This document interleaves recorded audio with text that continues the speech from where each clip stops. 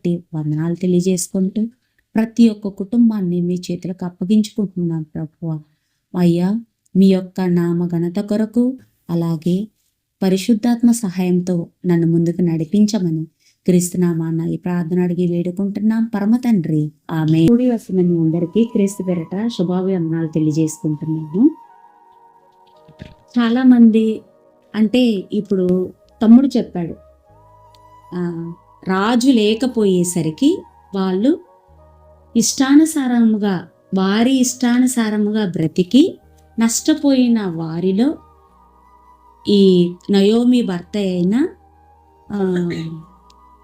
ఎలిమెలేకు ఉన్నాడు అన్న విషయాన్ని, అంటే ఎలిమెలేకు నయోమి దేవుని ఇష్టాన్ని నెరవేర్చకుండా, తమ ప్రవర్తనలను సరిదిద్దుకోకుండా కుటుంబాన్ని అంటే భర్తను పోగొట్టుకుంది, ఇటు పిల్లలను పోగొట్టుకుంది, ఇద్దరు కన్న కొడుకులను తను పోగొట్టుకుంది అని చెప్పారు.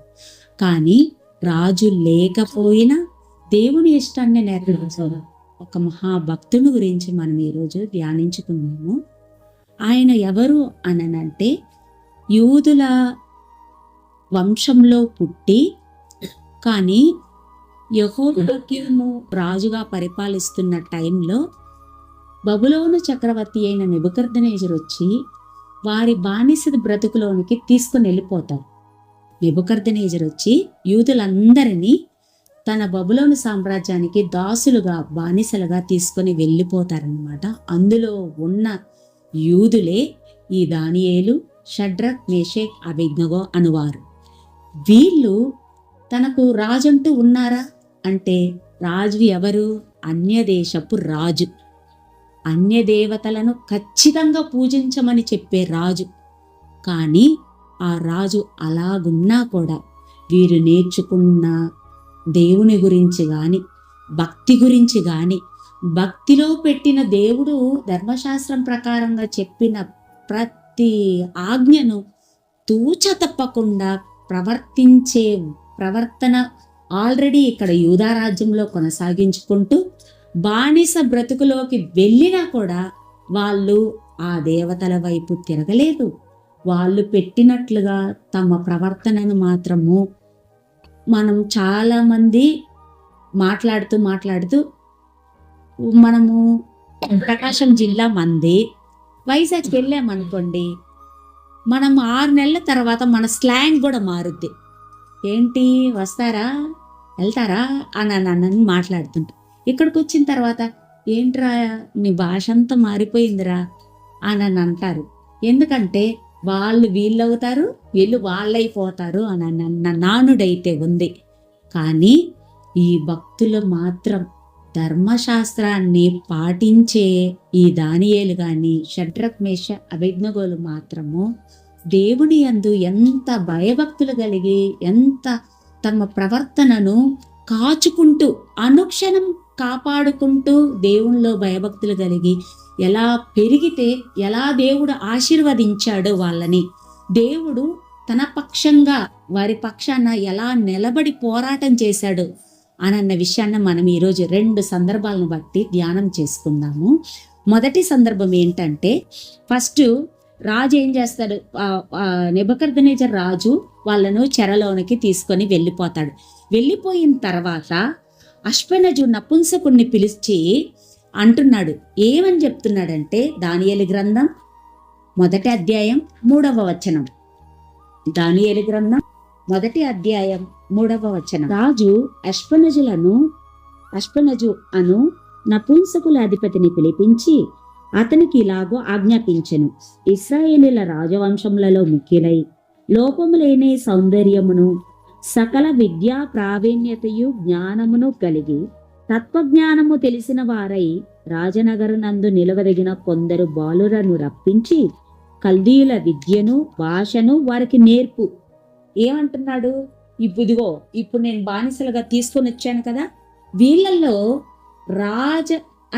రాజవంశంలో ఉన్నోళ్ళని సెలెక్ట్ చేయి అని అంటున్నారు. రాజవంశంలో ఉన్న వాళ్ళు ఎవరు అని అంటే దానియేలు, షడ్రక్, మేషక్, అబేద్నెగోలు అనువారు రాజవంశంలో యూదా వంశానికి చెందిన వారుగా ఉన్నారనమాట. వాళ్ళను పక్కకు తీసుకున్నాడు. అంటే రాజవంశకులుగా ఉండాలి. లోపము లేని సౌందర్యము అంటే ఆ మగవాళ్ళ కూడా సౌందర్యవంతుల్ని పక్కకు తీయాలి. రాజవంశం ఉండాలి, సౌందర్యంగా ఉండాలి. తర్వాత వాళ్లకు సకల విద్యా ప్రావీణ్యతయు జ్ఞానము కలిగి సకల విద్యలు తెలిసుండాలి. రాజు పిల్లలన్న తర్వాత వాళ్లకు సకల విద్యలు వస్తాయా? రావా? వస్తాయి. ఎందుకంటే చిన్నప్పటి నుంచి కూడా వాళ్ళు విద్యలు నేర్చుకుంటూ విద్యను అభ్యసిస్తూ ఉంటారు. ఏ విద్య అంటే విలువిద్య గాని, గుర్రపు స్వారీలు గాని, తర్వాత వాళ్ళు యుద్ధానికి సరిపడా విద్యలు, ఆ తర్వాత రాజరికం ఎలా చెయ్యాలన్న విద్యలు గాని అన్ని విద్యలు నేర్చుకుంటూ ఉంటారన్నమాట. అంటే రాజు పిల్లలు కాబట్టి ఆ రాజరికపు వ్యవస్థ అంతా తెలిసి ఉంటుంది. అదే కాకుండా తత్వజ్ఞానులు అన్నారు. అంటే తర్కించే జ్ఞానం తెలిసి ఉండాలి. అంటే ఎదుటి వ్యక్తి చెప్పిన మాటకు కౌంటర్లు వేయనో తెలిసుండాలి. తర్వాత వాళ్ళని ఎన్కౌంటర్ చేయని కూడా తెలిసుండాలి. అంటే నువ్వు చెప్పింది వినేవాడు బానిస. నువ్వు చెప్పిన దానికి అటు మంచిదేది, చెడేది, దానివల్ల లాభ నష్టాలు ఏంటి, మనకు లాభమా వారికి నష్టమా అనే అన్ని అంచనాలు వేసి అంటే పూర్వకాలంలో తత్వజ్ఞానుల్నే అంటే తర్కించి అన్ని విషయాల్లో ఒక నిపుణత సంపాదించుకున్న వాళ్ళను తత్వజ్ఞానులు అని వాళ్ళనమాట. వాళ్ళు అలాగ ఎదిగి ఉంటారు కూడా రాజరికపు వ్యవస్థలో. చూడండి ఎన్ని టాలెంట్లు ఉన్నాయి. దానియేలు, షడ్రక్, మేషక్, అబేద్నెగో వారు సౌందర్యంగా ఉంటున్నారు, రాజవంశీకులు.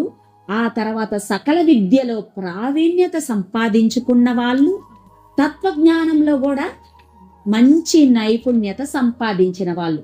వీళ్ళందరినీ అశ్వనజు పక్కకు తీస్తున్నాడు. ఆ నపుంసకుడు ఏం చేస్తున్నాడు?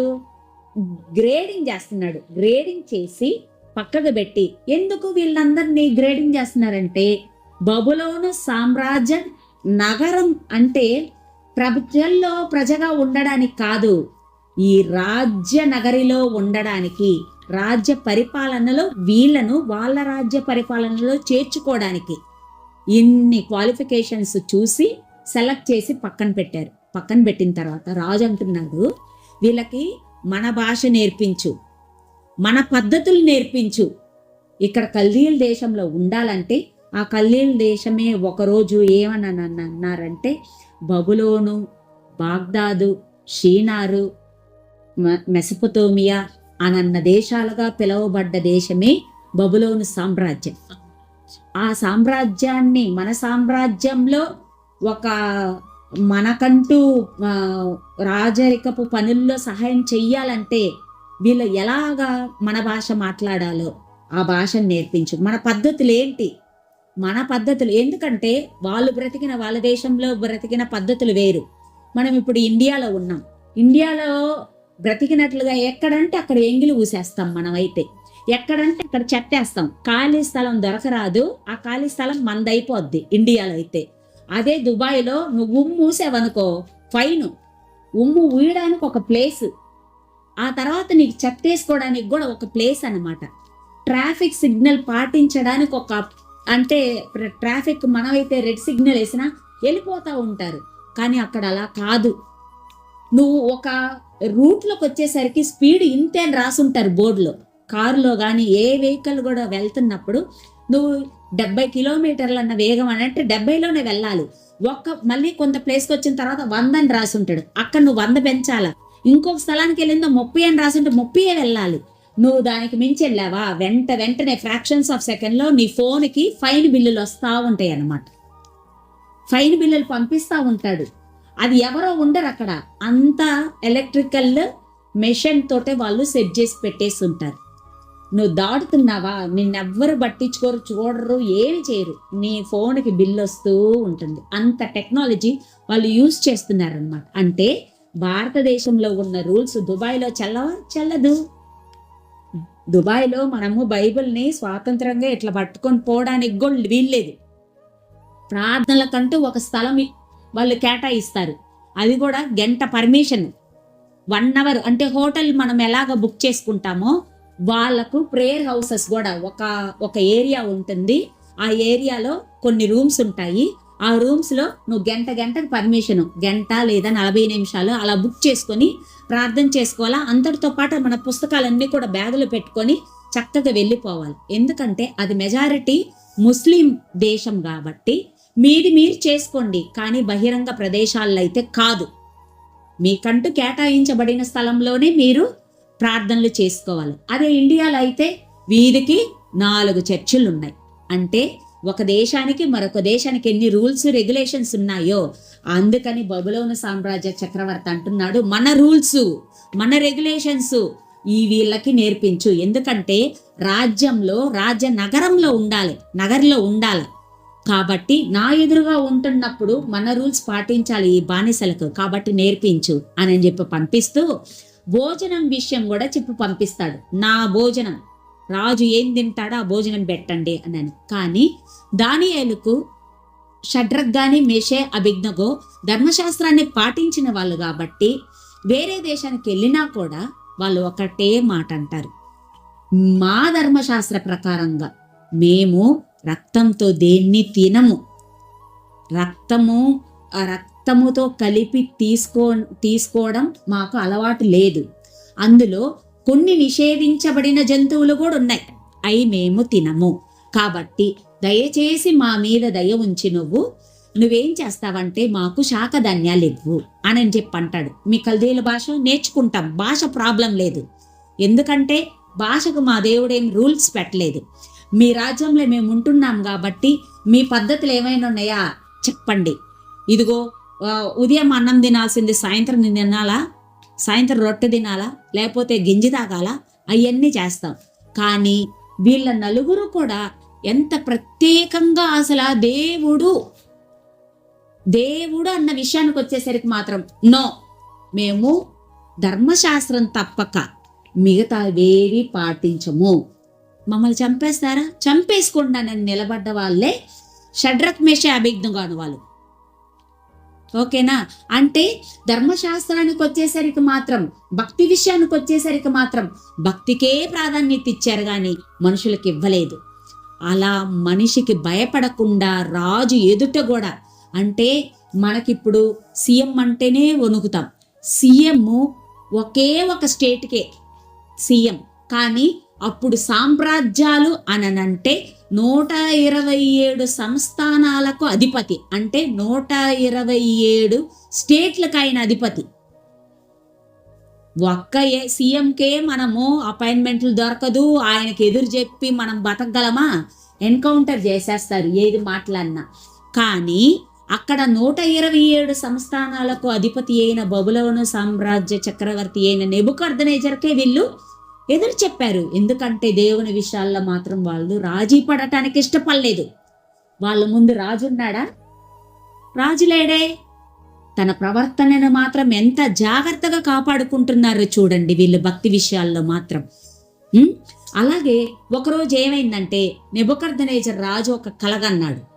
కలగన్న తర్వాత కలను మర్చిపోయాడు, కలభావాన్ని కూడా మర్చిపోయి తన సామ్రాజ్యంలో ఉన్న శకునగాండ్రని, గారడీ విద్యలు చేసే వాళ్ళని, మాంత్రికుల్ని, జ్యోతిష్యులు, వీళ్ళ నలుగురిని మెయింటైన్ చేస్తూ ఉండేవాడు.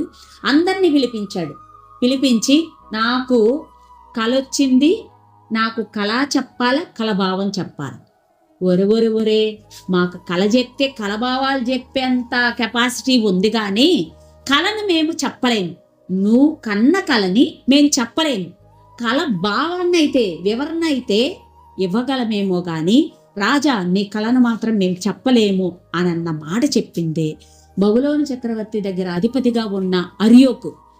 అసలు అర్యోకు వెళ్ళి, రాజా మన సామ్రాజ్యంలో ఉన్న శకునగాండ్రి కానీ, గారడీ విద్యలు చేసే వాళ్ళు కానీ, అసలు మాంత్రికులు కానీ, జ్యోతిష్కులకు కానీ కళ భావాన్ని అయితే చెప్పగలరేమో కానీ కళను చెప్పలేరంటయ్యా అన్న మాట చెప్పింది.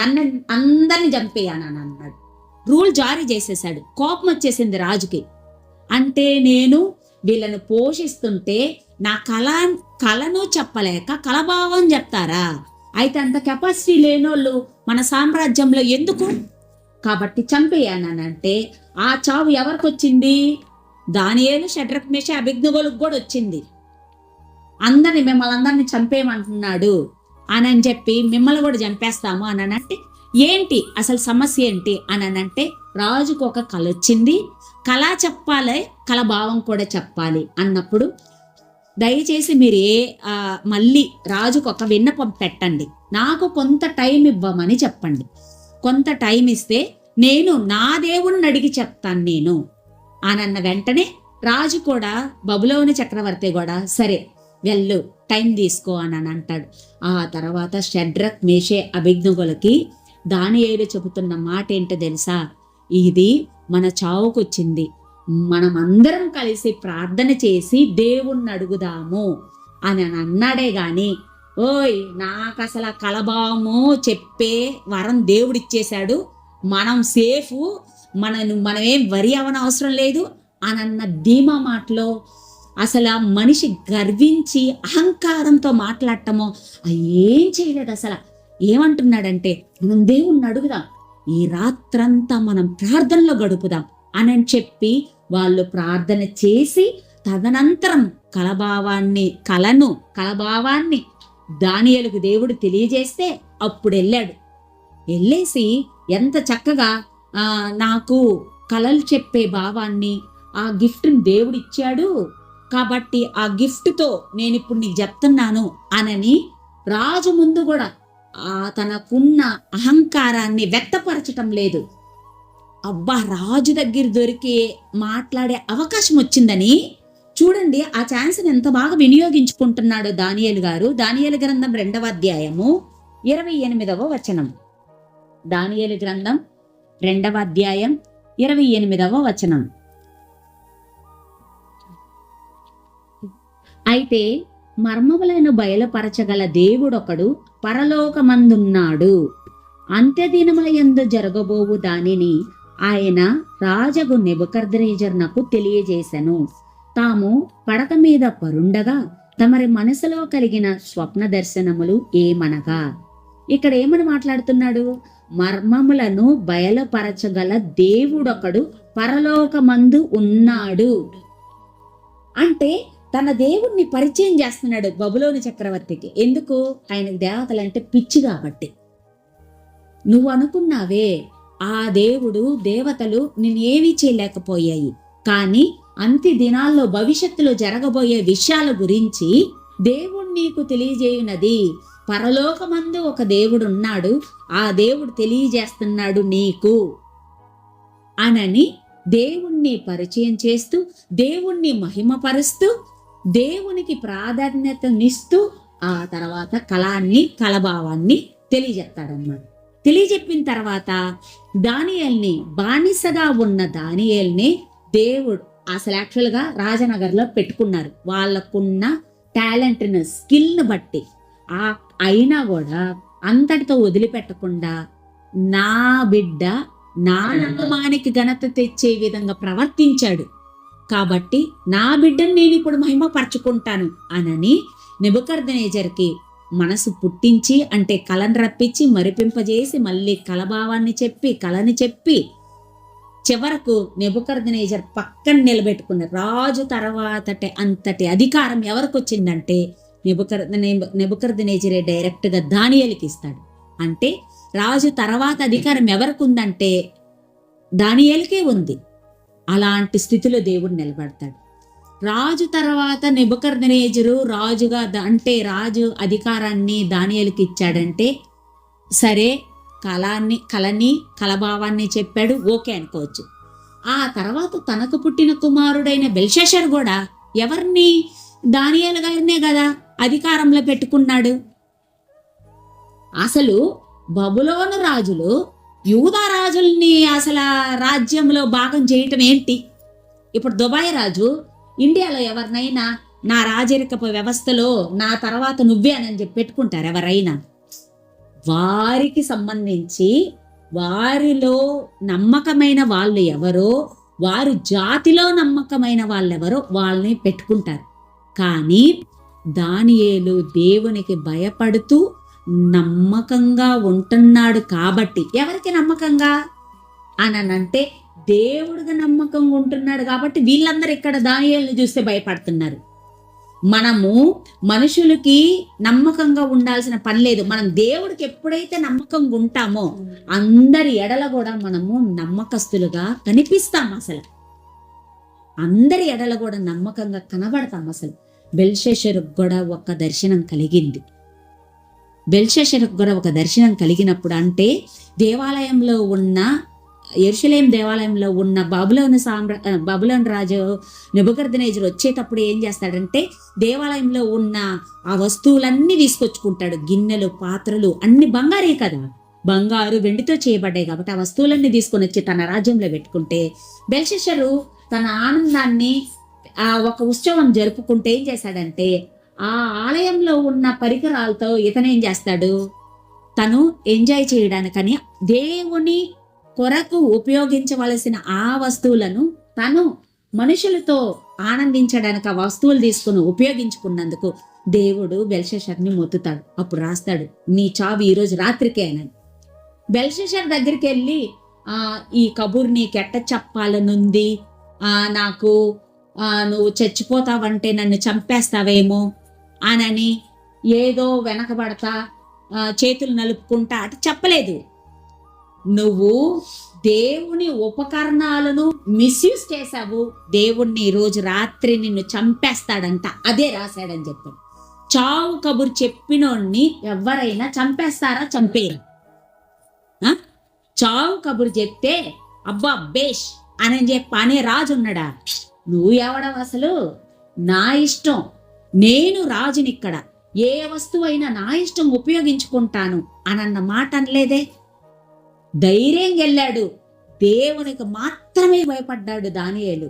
దేవుడు ఏది చెప్పమంటే అది మాత్రమే చెప్పాడు. దేవుని ఉపకరణాలు నువ్వు వాడుకున్నావు కదా, నువ్వు దీన్ని మిస్బిహేవ్ చేసావు. అసలు నువ్వు వాడుకోవాల్సిన రీతిగా దేవుడికి వాడబడాల్సిన వస్తువులను నువ్వు నీ సొంతంగా, నువ్వు స్వలాభం కోసము, నీ సొంత ఆనందం కోసమని ఉపయోగించుకున్నావు కాబట్టి ఈరోజు రాత్రి నువ్వు చనిపోతావని దేవుడు చెప్పమన్నాడు అని అన్న మాట ధైర్యంగా నిలబడి చెప్పాడు. అయ్యో ఈ మాట మనం ఎట్ట చెప్పాలా అని అన్న ఆలోచన ఏం పెట్టుకోలేదు. అసలు అంత దేవుడు ఎంత కోపంగా చెప్పాడో అంతే కోపంతో బెల్షస్సర్ కూడా చెప్పాడు. సరే అప్పటికైనా నువ్వు బానిసవు కదా, అసలు నువ్వు నాకు వద్దులే అని చెప్పి వదిలేయాలి కదా. కానీ బబులోను సామ్రాజ్యమే అయిపోయింది. బబులోను సామ్రాజ్యం ఎన్ని సంవత్సరాలు జరిగింది? 40 ఏళ్ళు జరిగాయి. 40 ఏళ్ల పరిపాలనలో బబులోను సామ్రాజ్యానికి వెళ్ళిన దానియేలు తను బ్రతికినన్ని రోజులు ఎక్కడున్నారు? రాజనగర్లోనే ఉంటున్నాడు. రాజు యొక్క అధికారము పొందుకొని రాజధికారముతోనే ఉంటున్నాడు ఆ బబులోను సామ్రాజ్యంలో. ఆ అధికారం ఉన్నా కూడా తనకు ఏ రోజైనా తనకు గర్వం లేదు, అహంకారం లేదు. అలాగే బ్రతికాడు.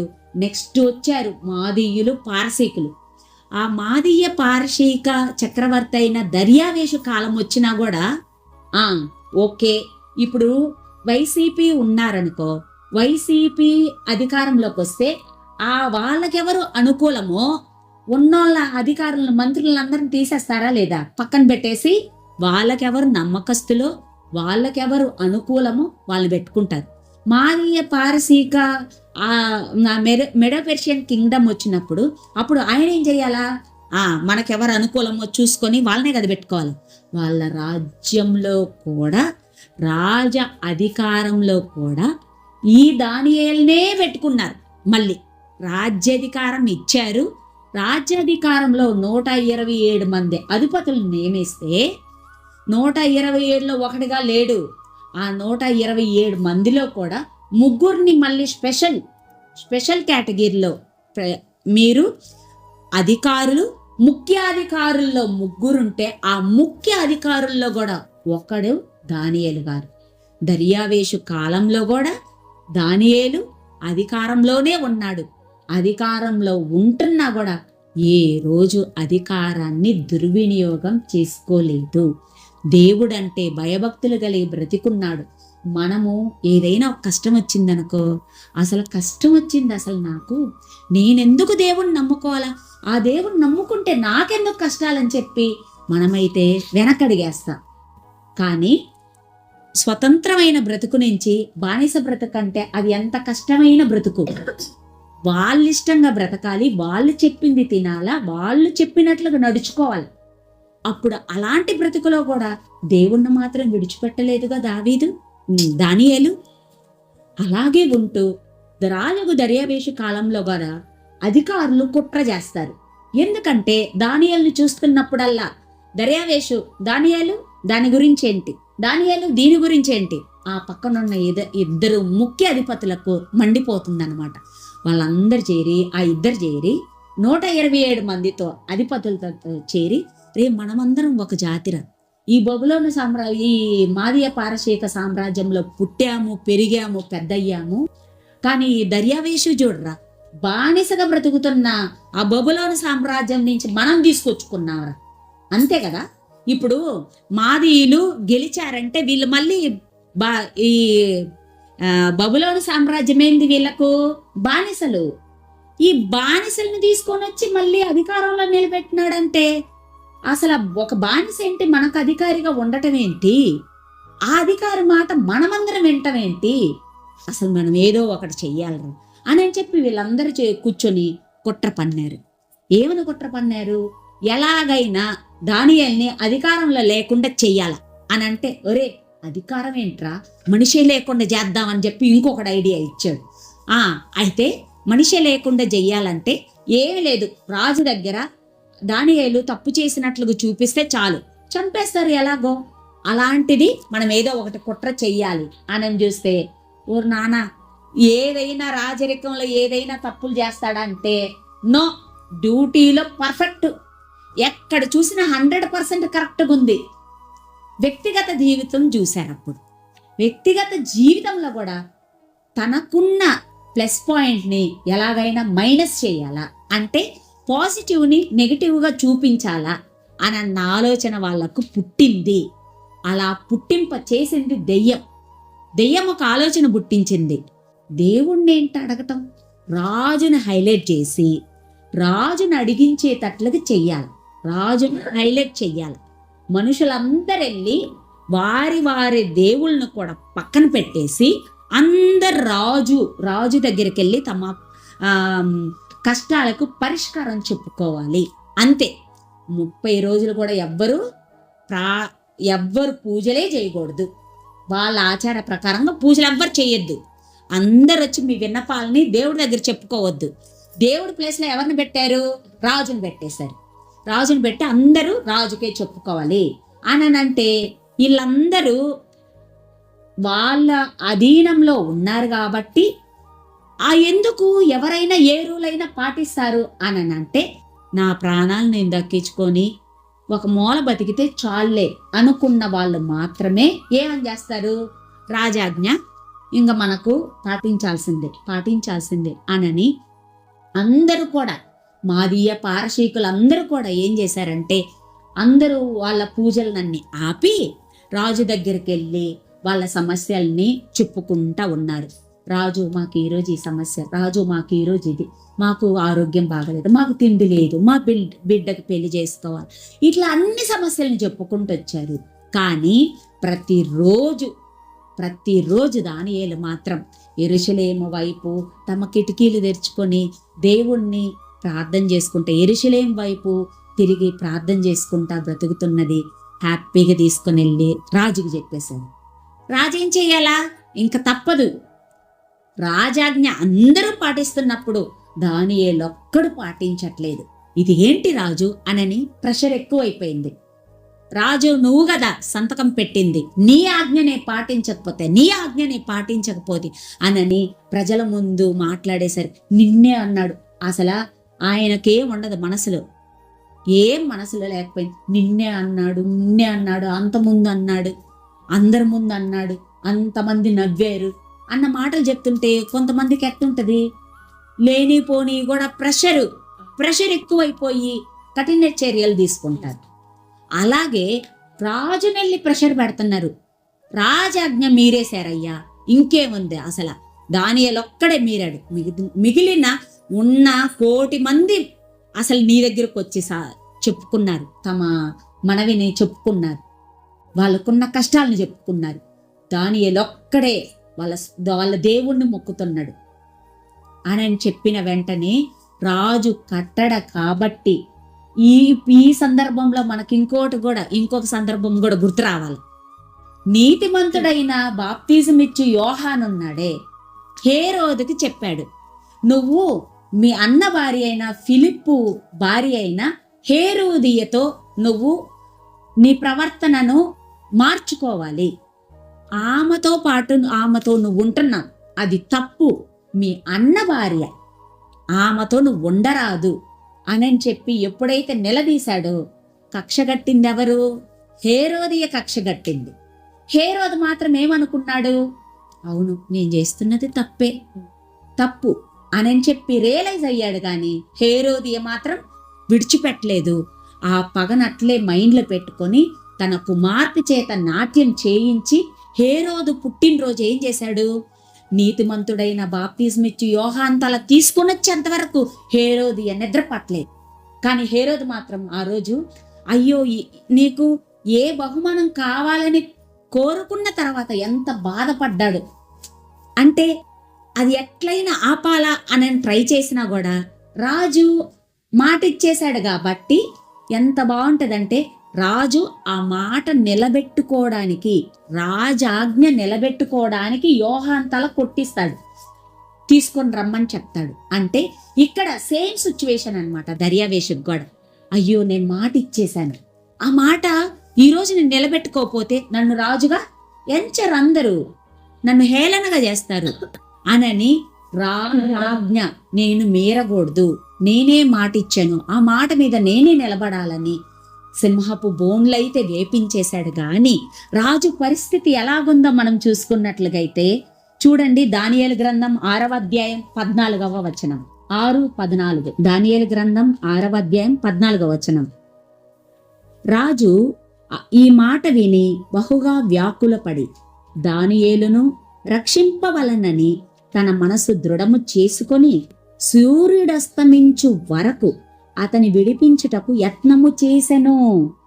అంటే దర్యావేషు ఒక రాజు, ఆయన సూర్యుడస్తమించేంత వరకు ట్రై చేశాడా? ఏంటి, దానియేలుని చంపకూడదు, సింహబోన్లో వేస్తే సింహాలు తినేస్తాయి, దానియేలు చనిపోతాడు, దానియేలు నమ్మకస్తుడు అనని దర్యావేషు ఆ రోజు సాయంత్రం వరకు ఎలాగైనా విడిపించాలని ప్రయత్నం చేసినట్లుగా ఉంది. అంటే దానియేలు ఎవరికి భయపడ్డాడని? దేవునికి భయపడటం వలన దర్యావేషు కూడా దానియేలుని చూస్తే భయపడుతున్నాడు. దానియేలు నమ్మకంగా ఉంటున్నాడు. అసలు ఇతనికెందుకు నేను పనిష్మెంట్ ఇవ్వాలా? ఇతని బిహేవియర్ బాగుంది, నమ్మకంగా బ్రతుకుతున్నాడు, తన పని తను చేసుకుంటా వెళ్తున్నాడు, ఇలాంటి వ్యక్తిని నేను ఎలాగ చంపాలి అనని సాయంత్రం వరకు ట్రై చేశాడంట. కానీ కుదరలేదు, సింహబోన్లో పడేశారు. పడేసిన తర్వాత కూడా ఆ సాయంత్రం వరకు ఆయన్ని విడిపించడానికి ట్రై చేసిన, ఆ తర్వాత సింహం బోన్లో పడిపోయింది. రాజు ఏమైనా సంతోషంగా ఉన్నాడా? అయిపోయింది, ఇంకా నేను ట్రై చేశాను, నా వంతు నేను ట్రై చేశాను, ఇంకా ఏమైందిలే అని చెప్పి వదిలిపెట్టలేదు. చూడండి 6:16 దానియేలు గ్రంథం 6వ అధ్యాయం 16వ వచనం. అంతటా రాజు ఆజ్ఞయ్యగా బండ్రౌతులు దానియేలును పట్టుకొని పోయి సింహం గుహలో పడద్రోసిరి. పడద్రోయగా రాజు, నీవు అనుదినము తప్పక సేవించుచున్న నీ దేవుడే రక్షించునని దానియేలుతో చెప్పెను. చాలు, ఏమంటున్నారు? మళ్ళీ పడేసేటప్పుడు మళ్ళీ దానియేలు దగ్గర నిల్చొని, ఇదిగో దానియేలు, నువ్వు అనుదినం ప్రార్థన చేస్తావు కదా, అనుదినం నువ్వు సేవించుచున్న నీ దేవుడు, మాదీయ పారసీకుల దేవత వేరు, కానీ దర్యావేషు ఏమని చెప్పాలా? నా దేవత నిన్ను కాపాడుద్దిలే అనన్న మాట చెప్పట్లా. అనుదినము నువ్వు ప్రార్థిస్తున్నావే, అంటే నీ దేవుడైన యెహోవా నిన్ను కాపాడుతాడు. అంటే దేవుని గొప్పతనము ఎంత బాగా దర్యావేషు తెలుసుకున్నాడు. దర్యావేషు తెలుసుకునేటట్లుగా ఏ రోజైనా దానియేలు యెహోవా దేవుణ్ణి నమ్ముకో అని అన్నాడా? నో. ఎట్లాగా తను తెలుసుకున్నాడంటే దానియేలు ప్రవర్తనను బట్టి దైవత్వాన్ని చూపించాడు దర్యావేషుకి. కాబట్టి దర్యావేష్ అంటున్నాడు, నువ్వు నమ్ముకున్న దేవుడైతే నిన్ను వదిలిపెట్టలే అని చెప్పి, అంటే సింహపు గుహలో పడేస్తున్నాడంటే చచ్చిపోతున్న మనిషికి ధైర్యాన్ని నింపుతున్నాడు. చూసినావా? అసలు రాజుకంత పనుందా? ఎవరో దానియేలు అసలే బానిస. ఆయనకేమైనా చుట్టమా, లేకపోతే కొడుకా, లేకపోతే బంధువా? ఏమీ లేదు. కానీ దానియేలు దగ్గర ఎట్ట చెప్తున్నాడు చూడండి. దానియేలు మీదున్న ప్రేమను చూడండి, దానియేలు మీదున్న మర్యాద చూడండి, దానియేలుకి ఇచ్చే గౌరవం చూడండి. అంటే ఇవన్నీ మనకు ఎలా దొరుకుద్దంటే ఒక్క సీక్రెట్. రాజు లేకపోయినా దేవుడున్నాడని చెప్పి దేవుని ఇష్టంగా మనం బ్రతికితే ఇవన్నీ మన ఎమ్మటబడి పరిగెత్తుకొని వస్తాయి. ఇది నిజం. దానియేలు జీవితం ద్వారా మనకు తెలిసిన దేవుడు మనకు రాసి పెట్టాడు. ఇది తెలుసుకోండి. మీరు నాకొక్కడికి మీరు భయపడి బ్రతకండి. మీకు రావాల్సిన నమ్మకంగా బ్రతకడం గాని, మీకు గౌరవం గాని, ఎదుటి వ్యక్తి ప్రేమించే తత్వం గాని, నిన్ను చావు బ్రతుకుల నుంచి విడిపించేంతటి మనస్సు గాని, అన్నింటినీ దానియేలుకి ఎలాగ అనుగ్రహించాడో మనకు కూడా దేవుడు అనుగ్రహిస్తాడు. అయితే మన ప్రవర్తన ఎలాగుండాలి? దేవుని యందు భయభక్తులు కలిగి దేవుడు చెప్పినట్లుగా మనం బ్రతుకుతున్నప్పుడు మనకు కూడా ఇలాంటి పరిస్థితి కలుగుతుందన్నమాట. పడిపోతుంటే ఆ మాట చెప్పాడు, బాగుంది, పడిపోయాడు, ఇంకా చచ్చిపోతాడు అనుకోవచ్చు కదా. కానీ దర్యావేషు మాత్రము చాలా డిస్టర్బెన్స్ అయిపోయాడు, చాలా డిస్టర్బెన్స్ అవుతున్నాడు. ఒక్క భక్తుని కోసము ఒక రాజు డిస్టర్బెన్స్ అవుతున్నాడు. చూడు ఎంత డిస్టర్బెన్స్ అయ్యాడు అని ఇంకా మనం చూసుకున్నట్లుగైతే, అసలు పడిపోయాడా? ఇంటికి వచ్చిన తర్వాత ఏం చెయ్యాలి? ఈయన అసలు ప్రశాంతంగా స్నానం చేసి భోజనం పెట్టుకొని తినేసి ఆ రోజు రాత్రంతా హ్యాపీగా ఉండాలి కదా. వదిలే హ్యాపీగా ఉండేసి ఎర్లీ మార్నింగ్ ఇంకా మళ్ళీ తన డ్యూటీలో తను వెళ్ళిపోవాలా, తన రాజరిక పనుల్లో తను ఉండాల్సింది. కానీ ఆ రోజు ఏమైంది అనంటే 18వ వచనం, 6వ అధ్యాయం 18వ వచనం. అంతటా రాజు తన నగరునకు వెళ్ళి ఆ రాత్రి అంతా ఉపవాసము ఉండి నాట్య వాయిద్యములను జరుగనీయలేదు. అతనికి నిద్ర పట్టకపోయెను. రాజు కకలా వికలమైపోతున్నాడు. ఒక భక్తుడు గురించి ఒక అధికారి ఎంత కకలా వికలమైపోతున్నాడు. ఏమైపోతున్నాడు? వెళ్ళిందే భోజనం తినట్లా, స్నానం లేదు, నాట్యమాడి రిఫ్రెష్ చేద్దామని చెప్పి పాటలు పాడి ఆయన మైండ్ని డైవర్ట్ చేద్దామని వచ్చిన వాళ్ళు కూడా నో, నాకు ఈరోజు ఈ ఎంజాయ్మెంట్లు అవన్నీ ఏమొద్దు, నాకు ఈ ఎంటర్టైన్మెంట్ ఏమీ వద్దు అని చెప్పి అన్ని పక్కన పెడుతున్నాడు. తన స్వదేశీ కోసమా? తన దేశంలో బ్రతుకుతున్న మనిషి కోసమా? కాదు, బానిసగా వచ్చిన దానియేలు కోసం. బానిసగా వచ్చిన దానియేలు కోసము తన కొడుకు గురించి కూడా తన అంతగా ఫీల్ అయిపోయి ఉండడేమో. కానీ అంటున్నాడు, నాకు ఈరోజు తిండొద్దు, నాకు ఏ ఎంటర్టైన్మెంట్ వద్దు, నా మనసు ఉల్లాసపరచని అస్సలు అవసరం లేదు, నన్ను లోన్లీ వదిలిపెట్టేసేయండి అని తెల్లవారేంత వరకు తనకు నిద్ర పట్టట్లేదు అసలు దానియేలు గురించి. అంటే ఒక భక్తుడు ఒక మనిషిని అకలావికలంగా చేయగలడా అనంటే, మనం భక్తిగా బ్రతికితే ప్రతి ఒక్కరు మన గురించి అంతగా ఆలోచించేంత పరిస్థితిలోకి దేవుడు తీసుకెళ్తాడు అని దానియేలు జీవిత చరిత్ర మనకు అట్లాగే మాదిరిగా కనపరిచి చూపిస్తున్నాడు. ఎల్లి నిద్ర పట్టలేదు అసలు. తెల్లారు అవుతుంది. అసలు నిజంగా రాజు సింహ గుహ దగ్గరికి వెళ్ళాల్సినంత పరిస్థితి ఉందా? ఎలా కొడితే సేవకులు వస్తారు, పోయి ఆ సింహ బోన్లో దానియేలు బతుకున్నాడా లేదో చూసేసి తప్పును పైకి లేపుకొని తీసుకొని రండి అంటే 2 నిమిషాల్లో పరిగెత్తిపోయి ఆ పని జరిగిపోతుంది. కానీ రాజే తెల్లారుజామున అయిపోయిందే వెళ్ళిపోతున్నాడు. గుహ దగ్గరికి వెళ్ళి ఎంత చక్కగా ఈ మాటలు మీరు ప్రశాంతంగా ఆలోచించండి. జరిగిన సిచ్యువేషన్ అంతా మీ కంటి ముందుకు తెచ్చుకొని ఆలోచించినప్పుడు రాజేంటి రాత్రంతా నిద్ర పట్టకుండా తెల్లారుజామునే వెళ్ళిపోతున్నాడు. తెల్లవారుగానే వెళ్ళిపోయి ఏమంటున్నాడో 19వ వచనం, తెల్లవారుజామున రాజు వేగిరమే లేచి సింహముల గుహ దగ్గరకు త్వరపడిపోయిను.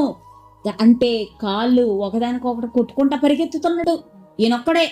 ఈయనొక్కడే పరిగెత్తిపోయి ఏమంటున్నాడు, అతడు గుహ దగ్గరకు రాగానే దుఃఖ స్వరముతో అంటే అయ్యో సింహాల నోటికి బలైపోయాడా, దానియేలు చచ్చిపోయాడా, ఆయనకి ఎంత టెన్షన్ అసలు. అంటే రాత్రంతా నిద్ర పట్టలేదంటే దానియేలు చచ్చిపోకూడదు, సింహాలు తినకూడదు, అసలు దానియేలు చచ్చిపోయినాడేమో, సింహాలు తినేసేమో, ఈ టెన్షన్ ఎన్ని గంటలు భరించుంటాడు ఆయన. ఒకవేళ ఆయన చావును తట్టుకోలేక స్లోగా పిలుస్తున్నాడు, దుఃఖంతో పిలుస్తున్నాడు. ఏమని అడుగుతున్నాడు చూడండి, ఏమని అడుగుతున్నాడంటే దానియేలును దుఃఖ స్వరముతో దానియేలును పిలిచి, జీవము గల దేవుని సేవకుడు అయిన దానియేలు, నిత్యము నీవు సేవించుచున్న నీ దేవుడు నిన్ను రక్షింపగలిగెనా. అసలు నీ దేవుడు నీ దేవుడు నీ దేవుడు అన్న పదాన్ని ఒక్కసారి ఆలోచించండి. నువ్వు స్పెషల్, ఎందుకంటే నీ దేవుడు కాబట్టి, నీ దేవుడు గొప్ప కాబట్టి, నీ దేవుడిని నువ్వు సేవిస్తావు కాబట్టి నీ దేవుడు నిన్ను కాపాడనా. నిన్ను దేవుడు కాపాడాడా అంటే నా దేవుడు నన్ను కాపాడాడన్న మాట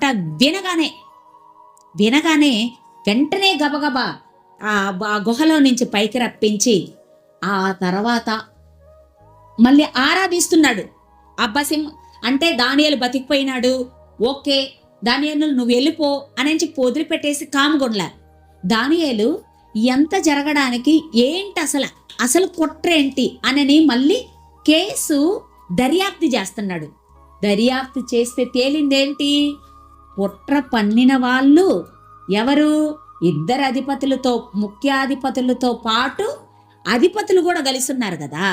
ఎవరెవరైతే చేయి కలిపారో వాళ్ళ కుటుంబాలన్నింటిని మళ్ళీ రాజు పోతే పోనీలే నా వాళ్ళు కదా అని వెనకేసుకొని వచ్చాడా. కేవలం దానియేలుని బట్టి, దానియేలు బ్రతుకుతున్న నమ్మకాన్ని బట్టి, దానియేలు బ్రతుకుతున్న భక్తిని బట్టి ఆ కుటుంబాలు అసలు కుట్ర పన్నినోళ్ళు ఎవరు, మగవాళ్ళు.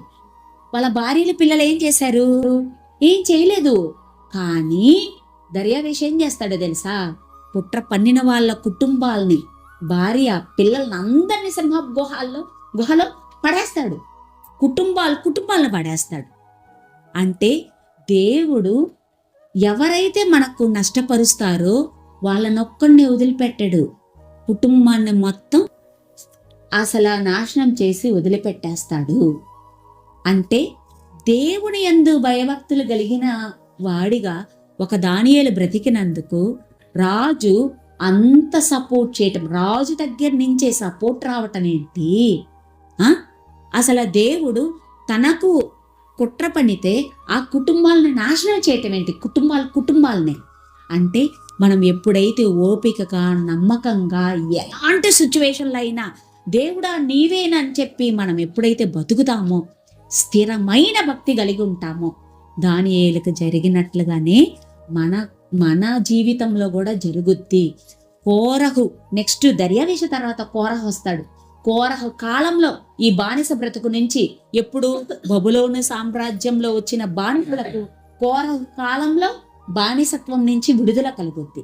అంటే కోరహు కాలం వరకు దానియేలు బ్రతికాడు కాబట్టి, అంటే రాజులు మారారు కానీ దానియేలుకున్న స్థితి మాత్రం అదే ప్లేసే, రాజనగర్లోనే అధిపతిగానే ఉంటున్నాడు. చూసావా, అంటే మనం దేవుని యందు ఎంత నమ్మకంగా భక్తిగా ఉంటామో మన భక్తి జీవితమే మన మిగిలిన జీవితానికి పునాది. ఫస్ట్ భక్తి జీవితమే. అది ఎప్పుడైతే మనం స్థిరంగా నిలబడి ఉంటామో దేవునిలో, మన మిగిలిన జీవితం అంతా బాగుంటుంది. అది మనకు తెలియజేస్తున్నాడు. ఎన్ని కష్టాలు వచ్చినా దేవుడు నీ వెంట ఉంటాడు. దేవుడు నీ వెంట ఉండేటట్లుగా అధికారులను కూడా నిలబెడతాడు. నిన్ను ఎవరైనా నీకేమైనా హాని చెయ్యాలనుకుంటే దేవుడు నీ పక్షం నుండి హాని చెయ్యవలసిన కుటుంబాన్ని మొత్తం కూడా నాశనం చేస్తాడు. కాబట్టి మనము ఎన్ని ఒడిదుడుకులు వచ్చినా దేవునిలో స్థిరంగా నిలబడటమే ముఖ్యం అనని దానియేలు ద్వారా దేవుడు మనకి ఈరోజు పాఠాన్ని తెలియజేస్తున్నాడు. కాబట్టి దానియేలులాగా బ్రతకడానికి దేవుణ్ణి సహాయం కోరుకున్నాము, ప్రార్థన చేసుకున్నాము.